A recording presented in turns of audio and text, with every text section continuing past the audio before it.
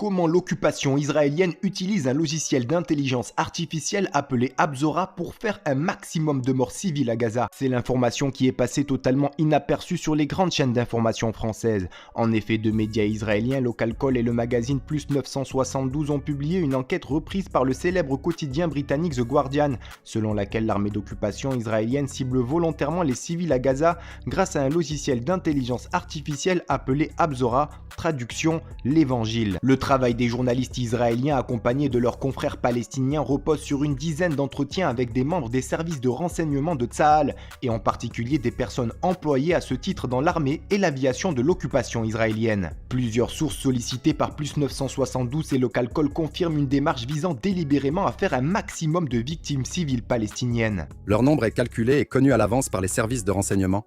Ils savent ainsi exactement, avant même la mise en œuvre d'une attaque, combien de civils palestiniens vont périr. C'est les déclarations du journaliste d'investigation israélien Yuval Abraham. Selon lui, le commandement de l'occupation israélienne a approuvé le massacre de milliers de civils palestiniens en affirmant que cela permettrait l'éventuelle élimination d'un des chefs du Hamas. Des méthodes qui confirment que l'occupation israélienne utilise encore aujourd'hui à Gaza la doctrine Dahiya, comme le rappelle le média palestinien Gaza News+.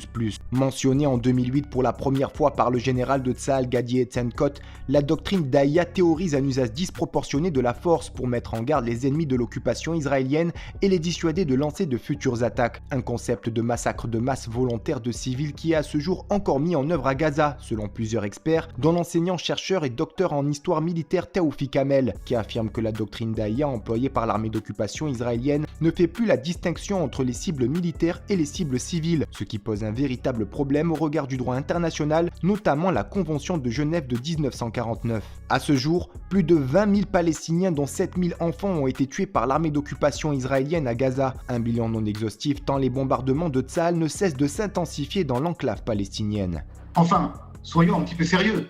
Évidemment qu'on fait la guerre au Hamas et pas aux Palestiniens. Évidemment qu'on fait tout pour éviter qu'il y ait des dommages collatéraux.